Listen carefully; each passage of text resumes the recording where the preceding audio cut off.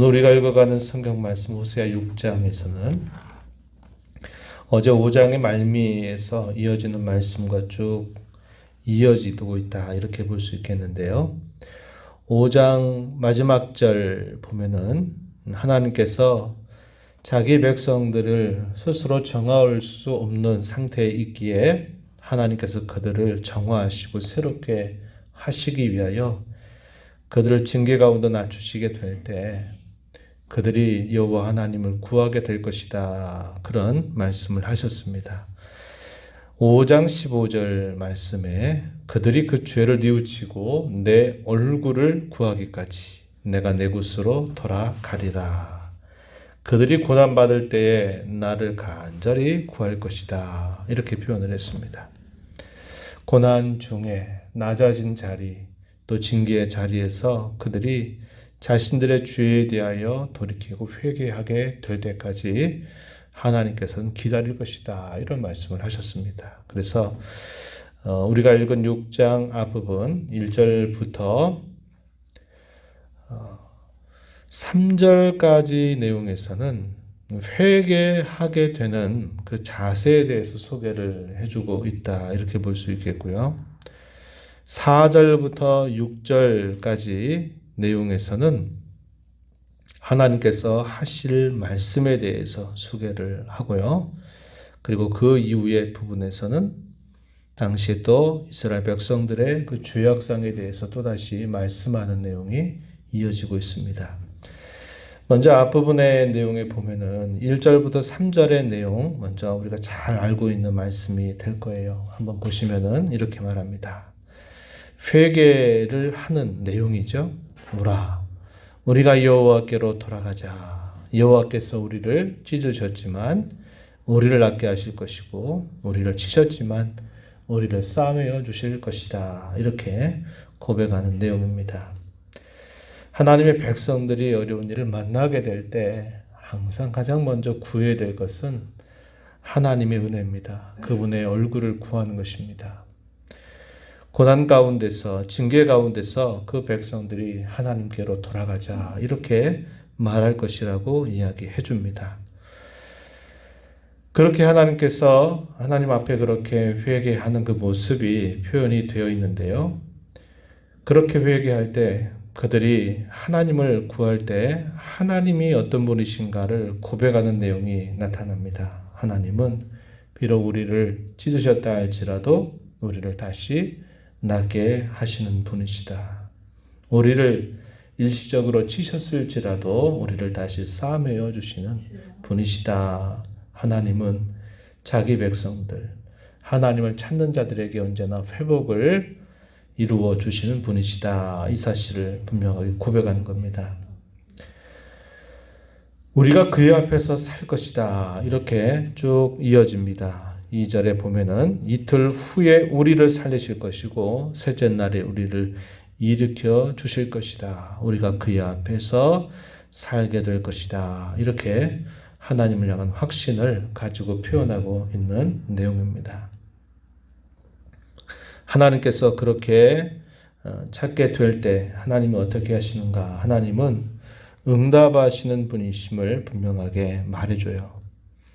3절에 보면 여호와를 알자, 힘써 여호와를 알자. 그의 나타나심은 새벽빛같이 여금이 없고 비와 같이 땅을 적시는 늦은 비와 같이 우리에게 임하실 것이다. 우리가 하나님의 얼굴을 구하고 찾게 될 때 하나님은 우리를 회복시켜 주시는 분이시고 우리가 그렇게 하나님을 간절하고 진실하게 찾게 될 때 하나님은 언제나 응답하시는 분이시다. 그의 나타나심이 새벽빛과 같이 어김이 없다. 비와 같이 임하실 것이다. 땅을 적시는 늦은 비, 이스라엘의 이 파종하는 시간, 그때는 늦은 때이죠. 그래서 그때 파종을 하고, 그래서 늦은 비와 이른 비를 하나님께서 내어 주셔서 그들로 하여금 파종할 때, 또 결실할 때 필요한 것들을 하나님이 공급해 주시는 것처럼 언제나 하나님을 찾는 자들에게 하나님은 응답하시는 분이시다, 이렇게 고백을 합니다. 그러면서 돌아가자 이런 표현을 우리가 1절에서 확인하고 또 3절 앞부분에서는 여호와를 알자, 힘써 여호와를 알자 이렇게 하나님을 향해서 진정한 회개의 태도를 이렇게 표현하고 있다는 것입니다. 그러나 우리가 늘 경험을 통해서도 확인을 하는 것처럼 항상 어떤 일이 있느냐, 고난과 공경과 어려움과 겸손한 자리, 마치 광야와 같은 그런 자리에 놓이게 될 때 진정으로 하나님을 향하여 찾고 부르는 사람은 많지 않다는 거예요. 소수라는 겁니다. 우리의 인생을 쭉 살아온 것들을 되돌아봐도 그렇고 우리가 경험적으로 봤을 때 늘 그렇다고 하는 겁니다. 이러한 태도는 마땅한 태도고 또 하나님이 이렇게 하는 자들에게 언제나 회복하시고 응답하시는 분이시라는 것은 분명한 사실이지만 이러한 일에 있어서 많은 사람들이 이런 일들에 참여하지 않는다는 것, 이것이 엄연한 현실이라고 하는 겁니다. 다수의 사람들은 어떻게 되는가? 4절로부터 6절 말씀에 보면은 이와 반대되는 태도가 나타나고 있는 거죠. 4절에 한번 보세요. 에브라임아, 이스라엘을 부르는 다른 명칭이라고 그랬죠. 내가 너에게 어떻게 하랴 이렇게 묻습니다. 유다야, 내가 너에게 어떻게 하랴. 안타까운 하나님의 음성을 그들에게 들려주시는 거죠. 내가 도대체 너에게 어떻게 해줘야 되겠니? 내가 너에게 도대체 어떻게 해야 되겠냐라고 하나님께서 반문을 하고 계신 겁니다. 왜 이렇게 말씀하시는가? 그 이유가 4절 하반절에 보시면 이렇게 말합니다. 너희의 인애가 아침 구름, 쉬 없어지는 이슬 같기 때문이다. 이렇게 말합니다. 사람이 어려운 일을 당하며 하나님 잘못했어요. 도와주세요. 하나님 앞으로 잘할 테니 하나님 도와주세요. 이렇게 찾아요. 그런데 그 찾는 일에 있어서 성실하고 신실하게 그 하나님을 찾는 사람들은 많지 않다는 거예요. 어려운 일을 당하니까 그 어려움 때문에 하나님을 찾는데 그 찾는 것이 자신들이 하나님 앞에 정말 돌아가기 위해서가 아니라 자신들이 처해져 있는 어려움으로부터 해결해 달라고, 건져 달라고 그저 하나님의 이름을 부르는 겁니다. 그리고 그런 일에서부터 조금만 벗어나게 되면 또다시 똑같은 일을 반복하는 그런 모습을 보이고 있다는 겁니다. 하나님이 그들을 향해서 내가 도대체 너에게 어떻게 해야 되겠냐, 내가 어떻게 해야 되겠느냐 이렇게 반문을 하고 계신 겁니다. 너희의 인애가 아침 구름, 쉬 사라지는 이슬 그와 같다 이렇게 말씀을 하시는 겁니다. 인애라고 하는 말 호세아에서 많이 강조하고 있는 표현입니다. 인애, 하나님의 언약에 근거한 사랑, 그것은 하나님께서 먼저 자기 백성들에게 부어지는 변함없는 사랑이죠. 하나님이 샘이 되고 근원이 돼서 자기 백성들에게 쏟아 부어주시는 한결같은 사랑을 인애라고 말합니다. 그럼 언약을 맺은 하나님의 백성들이 하나님 앞에 나타나는 변함없는 성실함, 또 하나님을 향한 사랑, 이것도 인애라고 말하는 거예요. 내가 너희를 이렇게 사랑하고 내가 너희를 향해서 갖는 내 마음이 이와 같이 변함이 없으니 너희도 나만 바라보고 너희도 나만 섬기고 나만 사랑해라. 이것을 하나님 우리에게 요구하시는 거예요. 변함없는 사랑, 신실한 사랑, 한결같은 사랑. 저와 여러분에게, 자기 백성들에게 하나님은 그것을 원하시는데 그것이 금방 사라져버리는 것처럼 늘 그와 같다. 이렇게 말씀을 하고 계신 겁니다. 다수의 많은 사람들은 금방 같은 이런 태도를 취하는 거예요. 자기가 어려운 일을 당하니까 그 어려운 일로부터 하나님 건져주세요, 구해주세요 하면서 회개하는 태도를 보이는 것 같지만 그러나 그 순간이 지나가면 또다시 똑같은 일을 반복하는 위선자들, 성실치 못한 다수의 사람들, 이런 사람들을 향한 하나님의 안타까운 책망, 이것이 나타나고 있는 말씀이죠. 그러므로 내가 선지자들로 그들을 치고 내 입의 말로 그들을 죽였노니 내 심판은 비처럼 나온다라고 오전에서 말씀하십니다. 하나님이 그 백성들에게 말씀하시는 중요한 내용이 6절 보면 이렇게 말합니다. 나는 인애를 원한다. 나는 제사를 원치 않는다. 나는 번제보다도 하나님 아는 것을 원한다라고 그렇게 말씀을 하고 계십니다. 다윗도 이 부분에 대해서 우리가 사무엘 하의 말씀을 읽으면서 잘 살펴봤죠. 사무엘 하 11장에서 밧세바와 간음하고 우리야 그의 남편을 살인으로 내몰았던 다윗, 그 다윗을 하나님께서 돌이키시기 위해서 선지자 나단을 그에게 보내셔서 하나의 비유를 들어서 얘기하면서 다윗이 대노하게 될 때 바로 당신이 그 사람입니다. 당신이 바로 그와 같은 죄를 범하지 않았습니까? 라고 말할 때 다윗이 침상을 적시면서 하나님 앞에 간절하게 눈물로 기도하고 회개했던 그 내용, 그것이 시편 51편에 기록이 되어 있다 그랬습니다. 주께서 구하시는 것은 상한 심령이다. 주께서 만약에 제사를 기뻐하신다면 나는 제사를 많이라도 드렸을 것이다. 그러나 하나님이 내게 원하시는 것은 내 마음의 중심이 없고 하나님을 향한 사랑이 없는 제사를 아무리 제물을 가지고 드린다 한들 하나님이 그것을 받으시지 않으시고 내 마음은 그것으로 인하여 평안과 기쁨을 누리지 못한다는 거예요. 자기의 죄에 대하여 찢고 슬퍼하고 안타까워하는 마음을 가지고 하나님 앞에 설 때 그것이 하나님이 진정 바라시는 것이다 라는 것을 다윗이 고백하고 있는 겁니다. 여기서도 하나님이 자기 백성들에게 원하시는 것이 제사 자체를 원하는 게 아니다. 그러니까 우리가 제사라는 것은 오늘날의 말로 말하면 예배가 될 겁니다. 예배를 하나님 원하시는 게 맞아요. 그러나 예배에 의식에 참여하고 예배하는 순서에 참여하는 것만으로 내가 예배 잘했다. 이렇게 하나님은 인정하지 않으신다는 거예요. 그 예배하는 심정 속에 뭐가 있어야 될까요? 하나님을 간절하게 바라는 마음, 하나님을 사랑하는 마음, 하나님의 은혜가 아니면 안 된다고 하는 그러한 마음이 준비되지 않은 채 내가 예배에 시간만 참여하고 예배 자리에만 함께 있는다. 그래서 하나님이 그래 내가 너의 예배를 기뻐 받았다라고 하나님 화답하지 않으신다는 거예요. 어제도 그 말씀을 우리가 나눴지만은 이스라엘 백성들이 그들이 그 범죄로부터 돌이키지 않고 그 범죄의 그 정도가 얼마나 깊어졌는지 그것이 어떤 증거로 나타나느냐. 그들이 양떼를 가지고 소떼를 끌고 와서 하나님 앞에 제물로 드려도 내가 너희를 만나지 않을 거다. 그 제사가 다 무익하고 헛된 것이 될 것이다. 라고 하나님이 말씀을 하고 계신 것을 우리가 어제도 함께 살펴보았었습니다. 하나님을 아는 것 이렇게 말할 때 그 아는 것은 하나님을 깊이 아는 겁니다. 그분과 깊이 만나 교제하는 것을 말합니다.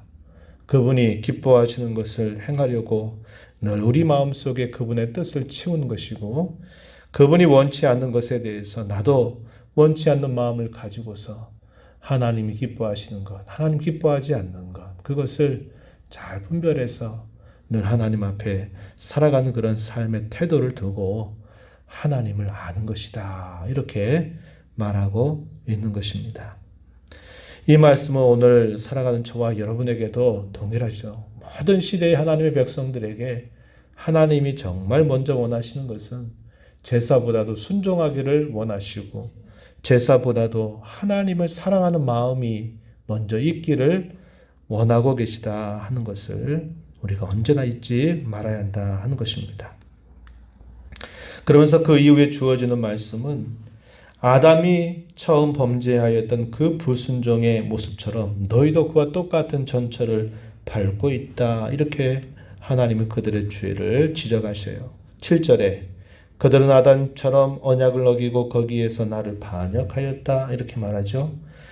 의와 공평의 성읍 거룩한 하나님의 백성들이 사는 그곳이 악을 행하는 성읍으로 악을 행하는 땅으로 변해버렸다라고 또한 책망하십니다. 길르앗 행악자의 고을이 되어버렸다. 세계 및 제사장의 무리들이 살인하는 장소가 되어버렸다라고 하나님이 그들의 죄악에 대하여 지적을 하십니다.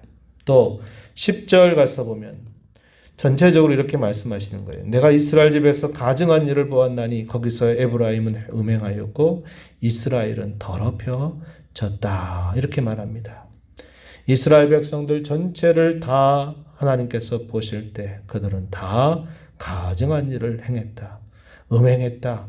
더럽혀졌다. 이렇게 말합니다.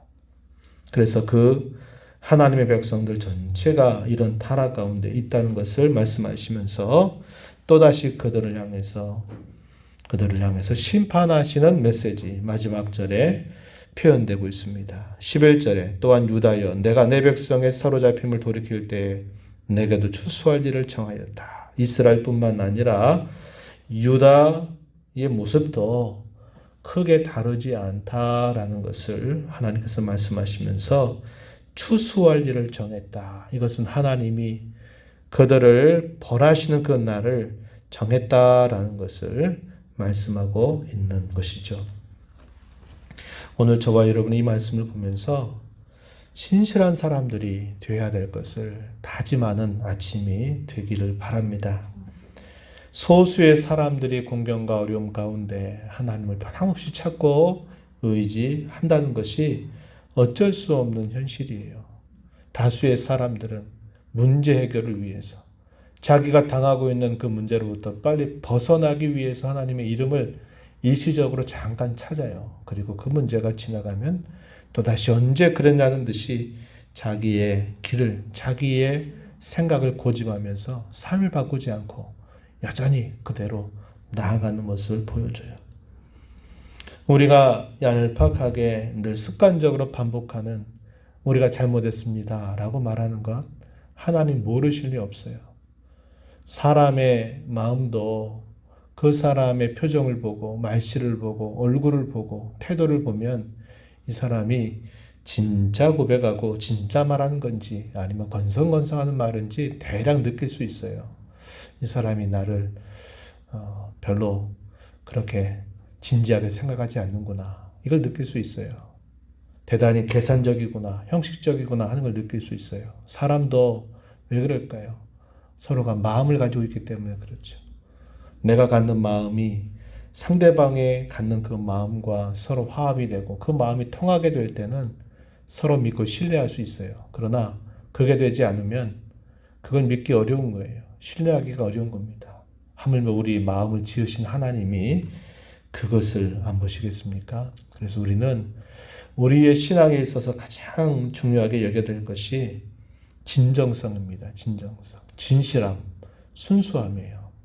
하나님 앞에 고백하는 것이 무엇을 위해서 고백하는 건지, 내가 당하는 어려움을 그냥 벗어나기 위해서 잠깐 찾는 건지, 내가 정말 하나님을 가까이 하기 위해서 찾는 것인지를 잘 분별하는 자세를 갖고 하나님 앞에 진정 어린 고백, 또 우리의 마음이 순수하게 하나님 앞에서 찾고 구하는 자세를 가져야 한다는 것입니다. 이러한 일들을 생각하시면서 간절하게 하나님의 은혜를 구해서 저와 여러분이 진실하고 순수한 신앙으로 하나님을 사랑하며 그분을 가까이 하는 복된 삶이 되기를 진심으로 바랍니다. 하나님 아버지, 이 새벽 시간에도 저희들을 깨워주셔서 저희의 걸음을 오늘도 하나님 앞에 향하게 하시니 감사합니다.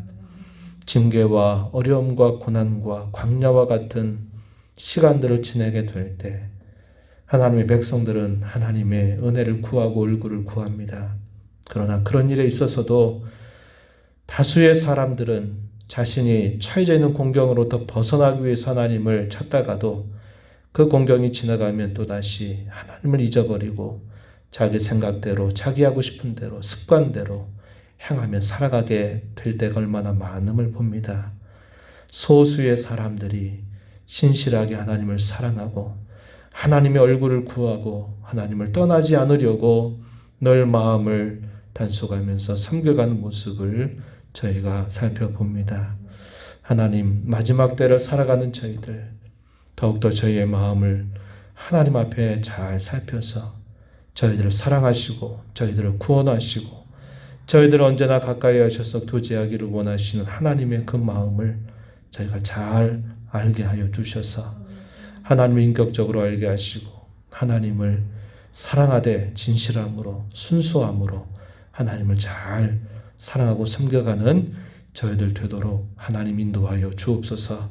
은혜의 보좌 앞에 나와서 아버지의 은혜를 간절하게 구하는 모든 심령들을 주께서 용납하시고 간구에 기울여 주시며 기도 가운데 주님과 교제하며 이 하루도 더 주님 안에서 힘내 살아가는 귀한 하루가 되게 주옵소서. 예수님 이름으로 기도하옵나이다. 아멘.